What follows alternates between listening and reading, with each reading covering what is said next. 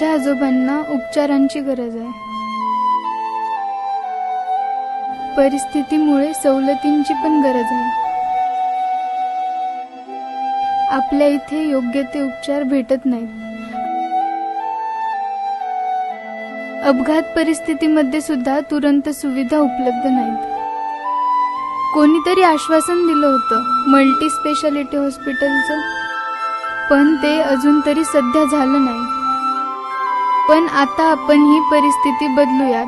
मागच्या वेळी माझं मत वाया गेलं, पण यावेळी माझं मत विकासाला, माझं मत अर्चनाताईंना.